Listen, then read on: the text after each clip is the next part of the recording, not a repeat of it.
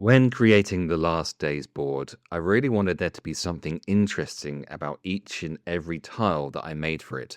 But out of all the things and all of the details that I created for this walkway is my favorite, even more so than the gushing pipe beneath it.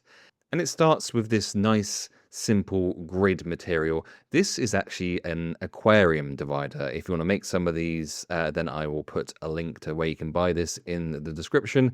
But to begin with, I just had to decide how big this was going to be, and then just use my pliers to just nip and clip along the line until I had what was essentially an L shape for me to use as the walkway.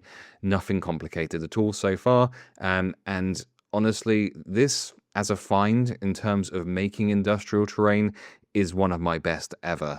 But given that this is a board which is supposed to be at the point where, is about to be abandoned, it does not make any sense at all for this to be in perfect condition.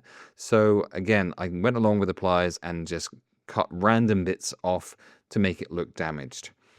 With that ruined detail added, it was now time to add something to the top, so I took this aluminium mesh.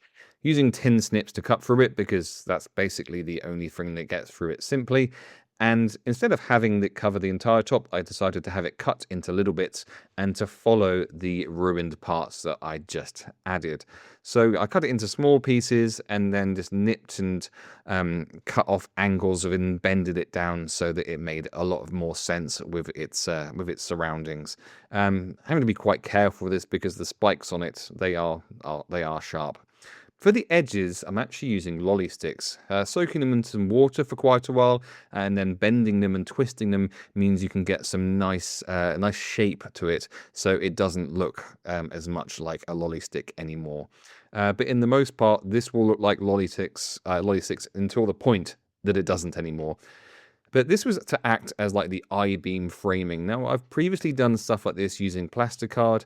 For this, I decided that lolly sticks was the way forward. So I just used the hot glue gun to just, first of all, frame around the edge. And once that frame was in place, I stuck down the edges of the steel mesh with the hot glue gun, and then used another lolly stick to just frame that and hold that in place. So it's loosely stuck down, or held in place, I should say, with the hot glue gun, and then kind of held in even further by the frame stuff. Now, this little detail I thought was a nice thing to add because it didn't make much sense for this just to be floating, so I created these kind of little C shapes out of kind of like channeled pieces out of a few bits of lolly stick and an angled bit there to make it at least look like it had a chance of being standing up under its own weight. There was also another thing that I added on the end, which made it a bit more sensible, just like a concrete pillar.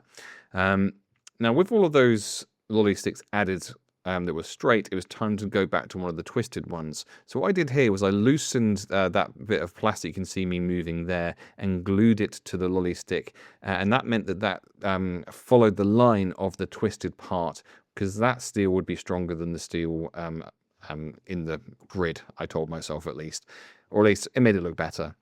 And once again, we're framing this all in first, putting the steel down, and then holding it in place with one final bit at the end. To put the barriers down, I just drilled a small hole using my little hobby drill, and I made each one about 4 centimeters apart. I used brass rod, just bent into a kind of C shape, or a goal shape if you like, just cutting it to, I think, 2 centimeters tall, 4 centimeters wide, and then clipped it a little bit off at the end. And this ended up with the barriers being just under 2 centimeters high, which worked quite well. And I put them all around the edges and then bent and twisted some of them to finish off the design of it. Now, I've covered how I paint this in my Rust video, but I'm going to show you exactly how I did this just in brief here, and if you want to watch the full explanation, then you can do so.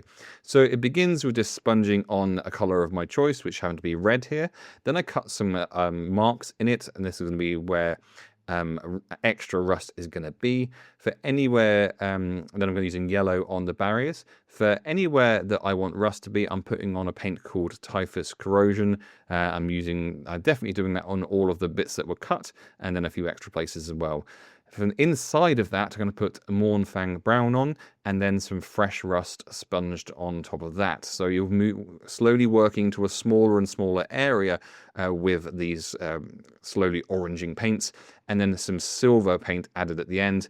And this is what it ends up looking like. And this is why it's my favorite focal point of the entire Last Days board. There's something about the color of it. There's something about the destruction of it.